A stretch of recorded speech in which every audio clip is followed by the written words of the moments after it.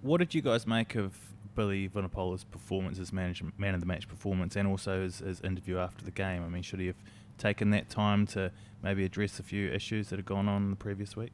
Oh, here we go. So we're carrying on the discussions, Andy Rowe. Well, I think we have to be fair. No, we do. No, definitely. I think it's one of them where it's not one of them. I watched the game, and you could have picked a number of players to be man of the match. But if you're looking at it, Billy probably was, in my opinion, Saracen's best player in terms of the way that he played. Impacts, the carries, the stats said it as well. When Austin called him as man of the match, my initial thing was, ooh. So there must. It's already subconsciously, I was thinking, although that Billy probably is man of the match, don't give it to him because there's. Why though? Well, the reason why is what we're going to talk about is because then we're opening up more controversy. That was my initial thing. Yeah. If it was me, if I was Austin, I probably wouldn't have given him man of the match because I'm probably a bit soft. Austin don't give a shit, does he? No. And he's called it how he's seen it. It's probably similar to what Goody would have probably given man of the match. If you sat there judging him on just as his rugby performance, which in reality, as a commentator, when you are giving man of the match, that's what you got to do. No baggage that comes with it. No, previous performances, previous tweets, previous anything, Instagram posts, whatever. Judge him on that 80 minutes. He was phenomenal for Saracens. Yeah, whether you like him or not in the current climate of what he's created, and he has created it himself. There's no one else except himself that's created this storm around him. Judge him as a rugby player. He played bloody well, and like you said, Jim, there was a number of other players that could have got man of the match, but he probably did. The try that sealed it on the line that he ran. Austin's given him man of the match. The disappointing thing for me was then Billy.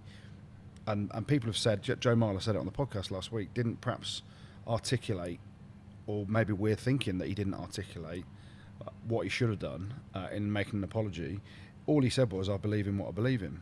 And I didn't mean to, I'm all about love or something like that. But what he should have said, I'm sorry for pissing people off. For offending anyone that I've offended. These are my Christian beliefs that I live by. And I shouldn't have... I shouldn't have tried to justify Israel Folau's position on it because that's not right in the climate we're living in. Then people would perhaps have understood Billy's position a bit more, but he didn't. But that's he where... He hasn't taken the Instagram post down. But that's where, now that you're asking me whether they should have given him man of the match, in hindsight, I'm saying no, they shouldn't because of his interview. Yeah. So it was going to be... Was he man of the match? Yes, he was. He was the best player on the pitch. So Austin's right in doing that. Has Austin then said, right, I love Billy in terms of how he plays. He might have been a little bit immature. We're going to give him a platform now, as whether to raise the viewings of the content that will come from the interview, for clickbait for BT Sport, whatever. This could be the turning point for Billy Vunipola in what's gone past in a crazy week of rugby, right? And then he goes and does the interview and gives us nothing. Yeah, that's where I would have been like in hindsight. I probably wouldn't have given Billy man of the match. That's what I'm trying to say. Yeah, and looking back at it, I think you said it earlier about Austin. Austin doesn't care. I don't think Austin would be told consider Billy for man of the match because we can get this platform. No, 100%. I don't think Austin would just be like, no chance. I'm giving man of the match to who I want to give man of the match to.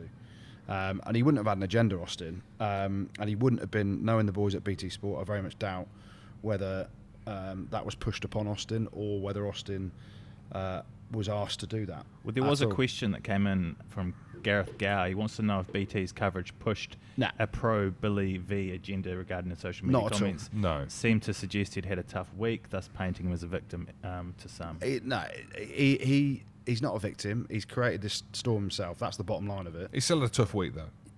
But it's self-inflicted tough week. Yes, of course. And don't get me wrong. Billy's had a tough week, but... What was a tough week in today? I mean, bloody hell. He's had a tough week by his own doing.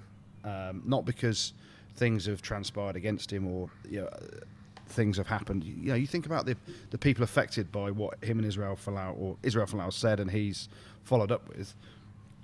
You don't know the impacts that's had on mental health of people that are struggling to deal with their sexuality or coming out as gay or lesbian or whatever.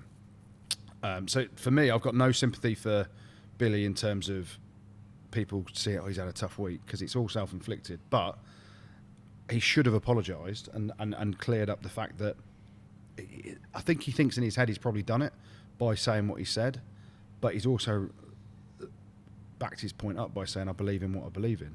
So I don't think there's anything from BT Sport to say that. Lawrence Delaney's hammered him on TalkSport this morning as well, saying he'd gone to town on him, saying he had the platform to apologise. And I don't understand why he hasn't done that. And when you've got someone like Lawrence, who is such an influential figure in rugby, had a stellar career, World Cup winner, playing in the same position as Billy, saying that, you'd hope Billy would have a look at it. But I think deep down, knowing Billy, and I might be completely wrong, and I might be speaking completely out of context, I think he is sorry deep down.